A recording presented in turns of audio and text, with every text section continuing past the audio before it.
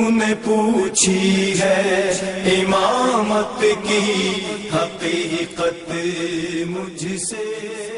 کچھ چیزیں ہوتی ہیں جو ایک نظام کے طور پر ہوتی ہیں اور کچھ چیزیں نصاب کے طور پر ہیں۔ علوم جتنے بھی ہیں، طبعی علوم ہوں یا انسانی علوم ہوں، نظری علوم ہوں، یہ سب علوم ہیں۔ علوم کا حق پڑھنے، پڑھانے اور سمجھنے سے ہوتا ہے۔ اگر آپ ایک چیز کو سمجھ گئے ہیں تو آپ کو علم آ گیا ہے اور علم کا حق ادا ہو گیا ہے۔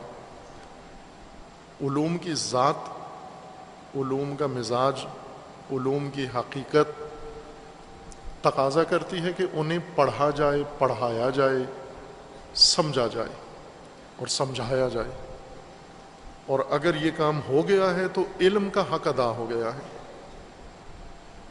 نظام پڑھنے اور پڑھانے کی چیز نہیں ہوتی، تدریس کی چیز نہیں ہوتی، نصاب نہیں ہوتا۔ نظام ایک عملی ڈھانچے کا نام ہے، ایک زمینی عملی ڈھانچے کا نام ہے۔ اسے عمل کے ذریعے سے اس کو قائم کرنا پڑتا ہے۔ اس کا تعلق سمجھنے اور سمجھانے سے نہیں ہوتا، اس کا تعلق اقدام سے ہوتا ہے، عمل سے ہوتا ہے۔ یہ بنیادی فرق ہے نظام اور نصاب کے اندر۔ نظام ایک عملی ڈھانچے کو کہتے ہیں۔ نظام عملی ڈھانچہ ہے جس کی اپنی بنیادیں ہوں، اس بنیادوں کے اوپر ایک باقاعدہ عمارت ہو، جس کے مختلف جز ہوں، جس کے مختلف حصے ہوں۔ جیسے انسان کا جسم، آپ کا یہ بدن، یہ نظام ہے، یہ نظام ہے آپ کا بدن۔ اگر جب آپ مانگتے ہو اللہ سے، بیٹا مانگتے ہو کہ خدا مجھے بیٹا دے، تو یہ ایک نظام ہے، آپ مانگ رہے ہو اللہ سے۔ وہ بیٹا مجسم شکل میں پیدا ہو تو آپ کہتے ہو کہ یہ بیٹا ہوا ہے، لیکن اگر یہ خواب میں آپ کو دکھا دیا جائے آپ کو بیٹا ہوا ہے تو آپ اپنے آپ کو صاحب اولاد نہیں سمجھتے۔ یا کوئی تصویر بنا کے بیٹے کی آپ کو دے دے، یہ آپ کا بچہ ہے کاغذ پہ، اس کو بھی آپ اپنی اولاد نہیں سمجھتے۔ اگر کوئی بچے کے متعلق کتاب لکھ دے بچہ کیا ہوتا ہے، اور آپ کے بچے کے اوپر ایک افسانہ لکھے، کہانی لکھے کہ یہ آپ کا بچہ ہے، افسانے میں آپ کا بچہ ہے، آپ اس کو بھی اپنا بچہ نہیں سمجھتے جب تک وہ مجسم طور پر آپ کے گھر میں پیدا نہ ہو، اس میاں بیوی سے، زوج و زوجہ سے پیدا نہ ہو جنہوں نے شرعاً عقد کیا ہے۔ انسان کا جسم نظام ہے، یہ نظام ہے۔ یہ نظام آپ 1000 سال نصاب پڑھتے رہیں، یہ نظام ڈھانچہ نہیں بنتا۔ اس ڈھانچے کے لیے عملی اقدام کی ضرورت ہوتی ہے۔ عملاً ڈھانچہ جو زمین پہ ایجاد کرنا ہے، اسی طرح خاندان تشکیل دینا ہے آپ نے۔ خاندان بھی ایک نظام ہے۔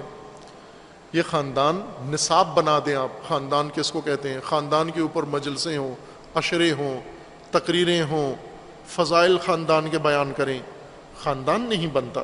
خاندان بننے کے لیے اقدام چاہیے۔ کیوں کہ خاندان ایک نظام کا نام ہے، نہ نصاب کا نام ہے۔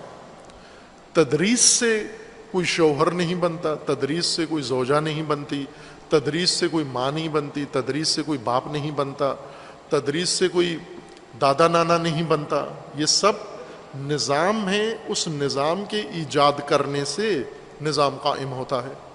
ہمارے پاس امامت نصاب ہے، ہم اس کے اوپر دلائل دیتے ہیں، مناظرے کرتے ہیں، جدل کرتے ہیں۔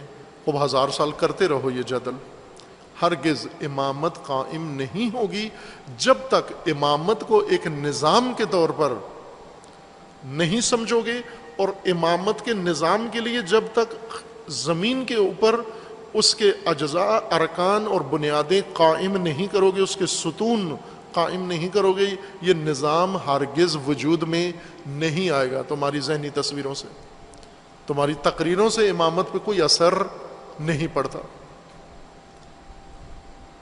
آج ایسے ممالک ہیں جہاں پر امامت کے اوپر کہیں مجلس نہیں ہوتی، بالکل خالص کفریہ ممالک ہیں۔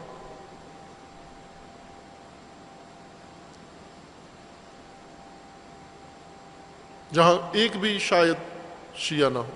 برونائی میں مجھے نہیں پتا، مطالعہ نہیں ہے میرا ایسے گمان ہے میرا کہ برونائی میں شاید نہیں ہوگا کوئی شیعہ۔ ایسے جزیرے ہیں چھوٹے چھوٹے مختلف ممالک کے اندر، وہاں کوئی شیعہ کوئی مجلس نہیں ہوتی، امامت کا تذکرہ تک نہیں ہوتا، سنا تک نہیں ہے انہوں نے۔ اور پاکستان جیسے ملک میں گلی گلی میں تذکرہ ہوتا ہے امامت کا۔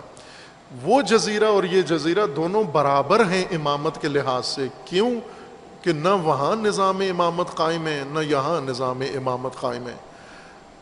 یہاں تذکرہ ہوتا ہے، وہاں تذکرہ نہیں ہوتا۔ خوب نظام کا تذکرہ ہو یا نہ ہو کوئی فرق نہیں پڑتا، سواء علیہم، برابر ہے، تذکرہ کریں یا نہ کریں۔ جب تک نظام تاسیس نہیں کرو گے، قائم نہیں کرو گے، برپا نہیں کرو گے، استوار نہیں کرو گے، فرق نہیں پڑتا کہ آپ تذکرہ کرو یا نہ کرو اس کا۔ نظام اقدام عملی سے ہوتا ہے۔ نظام کے لیے علوم کی کم ضرورت پڑتی ہے، اقدام کی زیادہ ضرورت پڑتی ہے۔ امامت کی حقیقت مجھ سے، حق تجھے میری طرح صاحب اسرار کرے۔